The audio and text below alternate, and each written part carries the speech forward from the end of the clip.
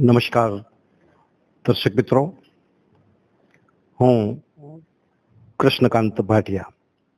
આપ માં ન્યૂઝ જોઈ રહ્યા છો.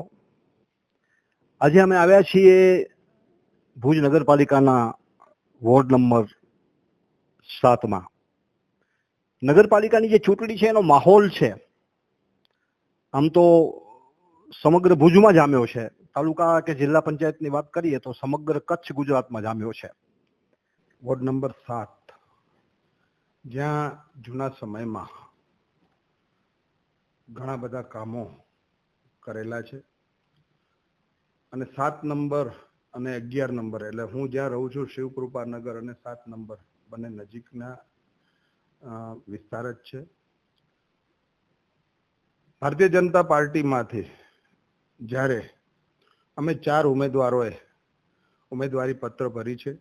હું રાજેન્દ્રસિંહ હકુમતસિંહ જાડેજા, બેન શ્રી ગીતાબેન દેવદત્તભાઈ ગઢવી, મયંકભાઈ રૂપારેલ અને સાવિત્રી રામકુમાર જાટ 4 ઉમેદવારોને જ્યારે ભારતીય જનતા પાર્ટીએ વોર્ડ નંબર 7માંથી ઉમેદવારી પત્ર ભરવા માટે સિલેક્ટ કર્યા છે. હું ભારતીય જનતા પાર્ટીનો ખૂબ ખૂબ આભાર માનું છું કે એક એવા વિસ્તારમાંથી, એક એવા વોર્ડમાંથી અમને જ્યારે ઉમેદવારી કરવાનો મોકો મળ્યો છે કે જે વિસ્તાર ખૂબ શિક્ષિત વિસ્તાર, ખૂબ જ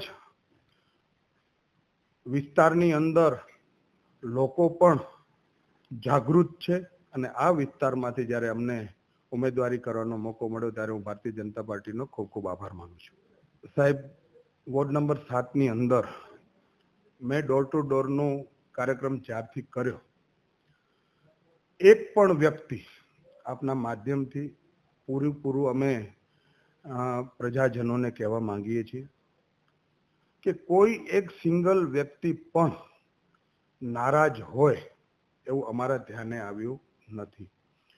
વોર્ડ નંબર 7ની અંદર ગત ટ્રમના બેન શ્રી રશ્મિબેન સોલંકી, પ્રમુખ શ્રી ભુજ નગરપાલિકાના, કારોબારીના ચેરમેન મયદીપસિંહજી જાડેજા, શાસક પક્ષના નેતા ભાઈ શ્રી કમલભાઈ ગઢવી અને સાવિત્રીબેન જાટે જે વોર્ડની અંદર કાર્યો કર્યા છે, વોર્ડની અંદર જે રીતે એમણે લોકો ઉપયોગી કાર્યમાં હંમેશા તત્પર રહ્યા છે.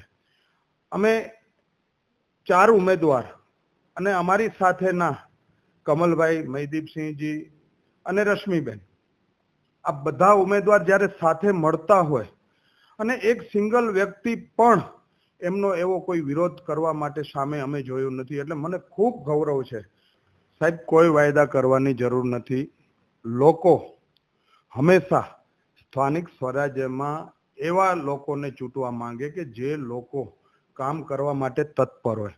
ભારતીય જનતા પાર્ટીના કાર્યકર્તાઓ 24/7 સાહેબ માત્ર ચૂંટણી પૂરતું નથી.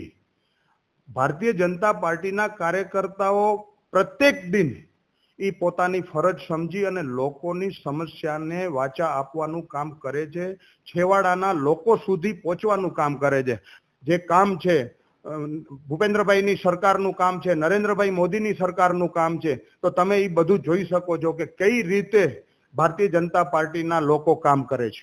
સાહેબ, અત્યાર સુધીમાં અમે ડોર ટુ ડોર પ્રચાર કર્યો છે, એમાં અત્યાર સુધીમાં કોઈ પણ પ્રશ્ન નાગરિક હોય, હા નાના મોટા સાહેબ પ્રશ્નો આવે કે ક્યાંક ગટરનો પ્રોબ્લેમ હોય, ક્યાંક બહાર નીકળતો હોય, ક્યાંક પાણીનો પ્રોબ્લેમ હોય, ક્યાંક લાઇટનો, કોઈ પણ મેજર સમસ્યાનો અત્યાર સુધીમાં એક પણ લોકોએ અત્યાર સુધી અમને ક્યાંય પણ એવી કોઈ ફરિયાદ નથી કરી. અમારું ક્યાંય એવું અપમાન નથી થયું કે અમારી સાથે જે નગર સેવકો ચાલે છે એનું પણ કોઈ અપમાન નથી કર્યું.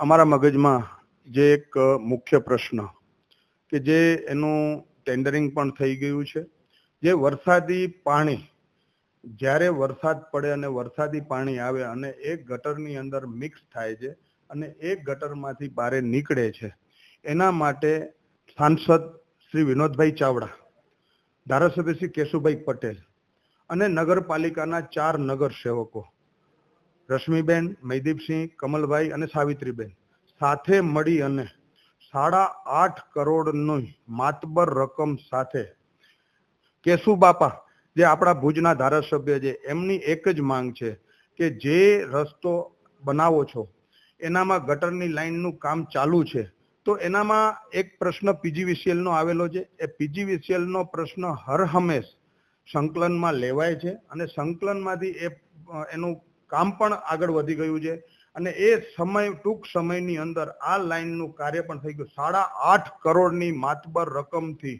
આજે જ્યારે આ કામ થશે ત્યારે જે કોઈ પણ જટિલ પ્રશ્ન હશે એનું નિરાકરણ થઈ જશે અને એનું કામ પણ શરૂ થઈ ગયું છે.